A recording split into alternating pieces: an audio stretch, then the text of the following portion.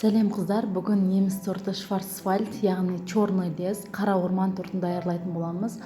Бұл черный лес тортының муссовый варианты. Сіздер даярлап көрсеңіздер, бір жесеңіздер жегілеріңіз келе береді. Ортасына смородина қосып даяладым.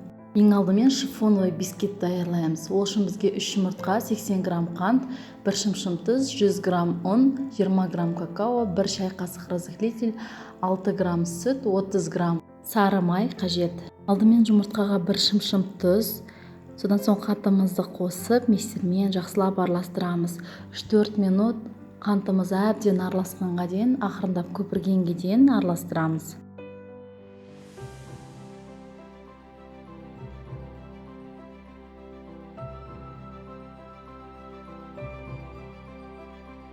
Содан соң құрғақ заттарымызды араластырып аламыз.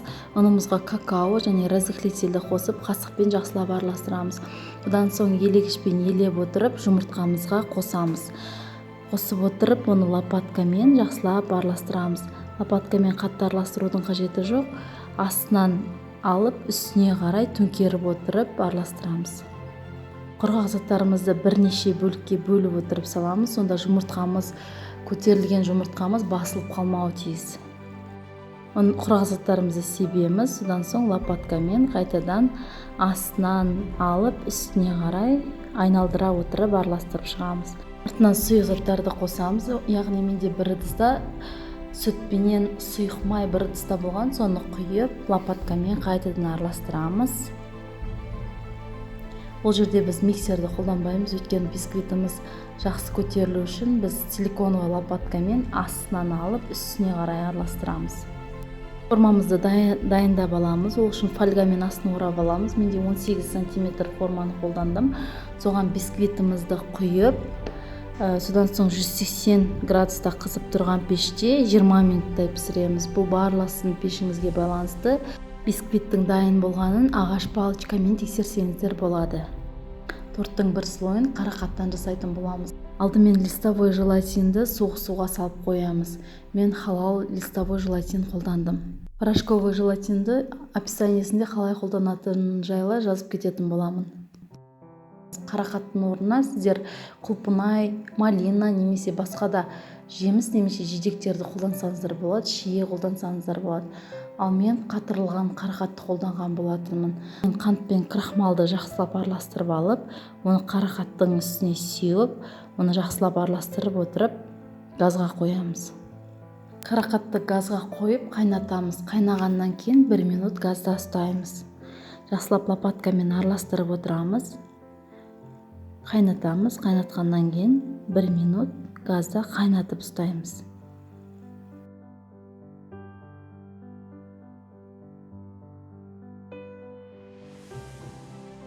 Қарақатымыз 1 минут қайнағаннан соң оны газды өшіреміз. Одан соң осы листовой желатиніміз суда тұрып кішкене жібиді. Оны қолымызбен жақсылап сығып алып, оны осы қарақатымызға саламыз, лопаткамен жақсылап араластырамыз. Бұл жерде желатин әбден еріп кетуі тиіс. Соғанға дейін біз лопаткамен жақсылап араластырамыз.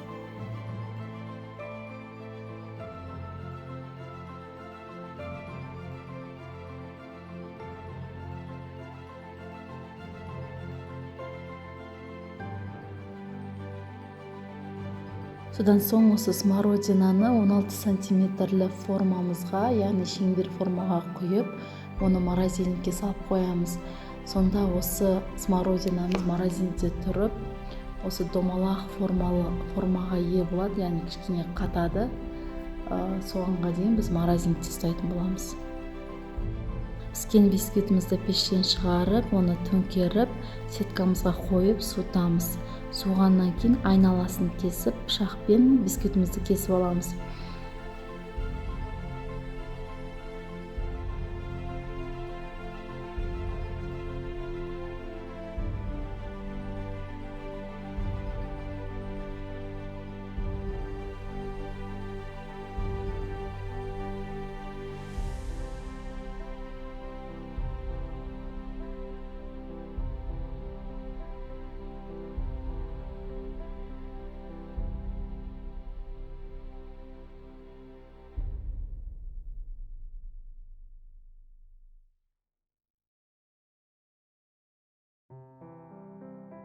Бисквитімізді формадан шығарғаннан кейін оны пищевая пленкаға орап, оны холодильникке салып қоямыз. Содан соң холодильникте біршама уақыт тұрғаннан кейін барып шығарып, оны кесеміз. Өйткені бисквитті егер сразу кесетін болсақ, пештен шыққан бойда, онда ол қатты көтілетін болады. Сондықтан кішкене тоңазытқышта сақтаймыз. Келесі ретте біз крем мусс даярлаймыз.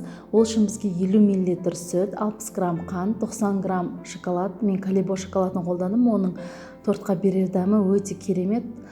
Калебо шоколадын қолдансаңыздар болады.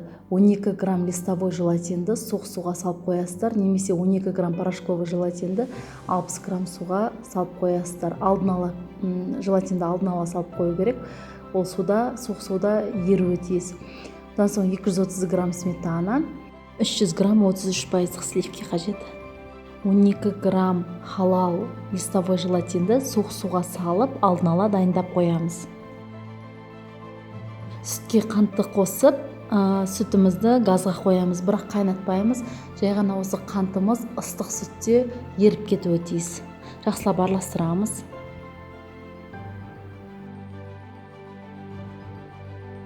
Ақ шоколадты на водяной бане ертіп аламыз, яғни ковштың ішіне су құйып, оның бетіне бір ыдыс қойып, оның үстіне шоколадымызды салып, араластырып отырып, ертіп аламыз.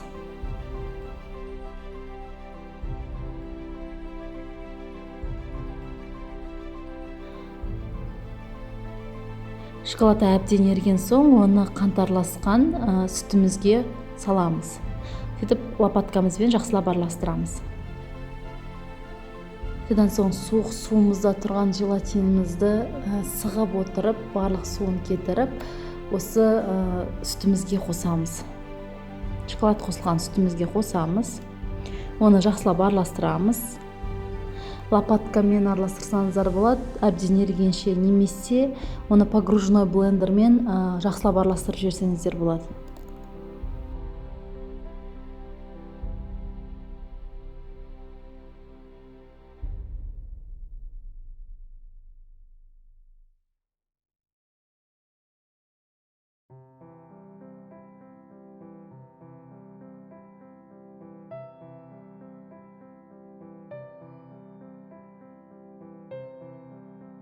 Содан соң осы массамызға сметанамызды қолданамыз. Мен 20% майлылығы бар сметананы қолдандым.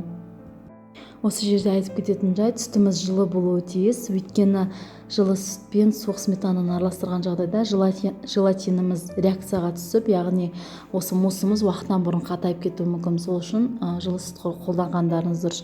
Осы массамызды жақсылап блендермен араластырамыз. Содан соң 33%-дық сливкимізді бөлек ыдыста жақсылап миксермен араластырамыз. Осы сливкиміз әбден көпіруі тиіс. Араласқан сливкидің үстінде жаңағы дайын болған сұйықтығымызды қосамыз.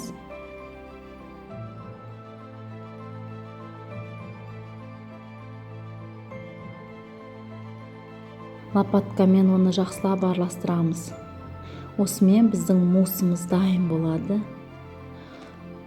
Муссымыз қатқан уақытта ол балмұздақтың дәмін береді. Ол өте керемет дәм. Өздеріңіз жасаған уақытта оны көретін боласыздар.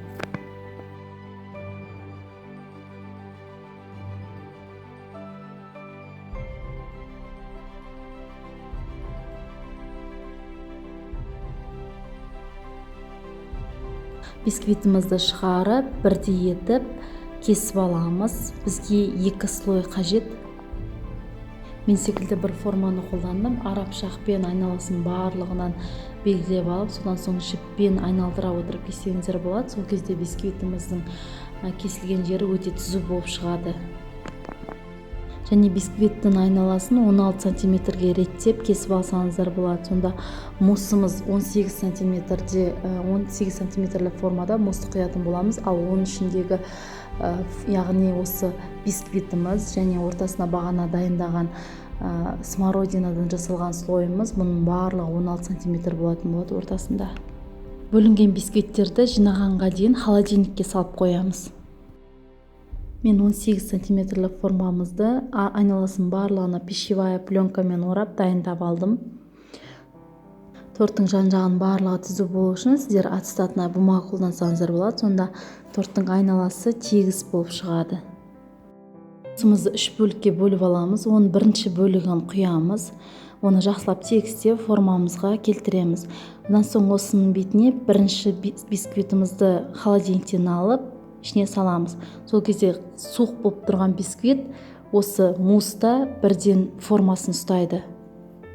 Содан соң жақсылап кішкене басып жібереміз ішіне қарай. Содан соң муссымыздың екінші бөлігін құямыз. Муссымыз барлық жерге тегістеліп жағу үшін сіздер лопатка қолдансаңыздар болады. Лопаткамен жан-жағын барлығына тегістеп жағып жіберсеңіздер болады. Екінші слойына біз морозильниктен смородинадан дайындалған слойымызды қолданамыз. Оны ортасына салып, кішкене басыңқырап жібереміз. Сол кезде ол өте суық болғандықтан ол муссымызда тез ұсталады. Кішкене басыңқырап жіберген соң муссымыздың үшінші бөлігін құямыз.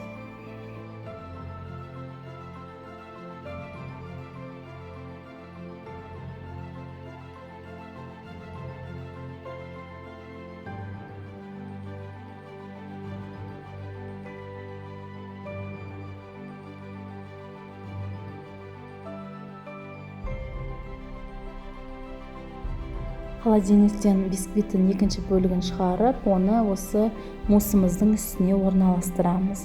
Содан соң кішкене басыңқырап жібереміз. Мусстың құрамында желатин болғандықтан суық бисквит муссқа тез орнатылады.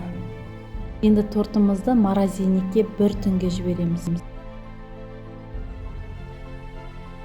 Муссовый тортымызды морозильникте тұрып әбден қатқаннан соң оны фенді пайдаланып, айналасын кішкене жылытып, формамызды шешіп алсақ болады. Содан соң қатып тұрған муссовый тортты міндетті түрде холодильникте еріту керек.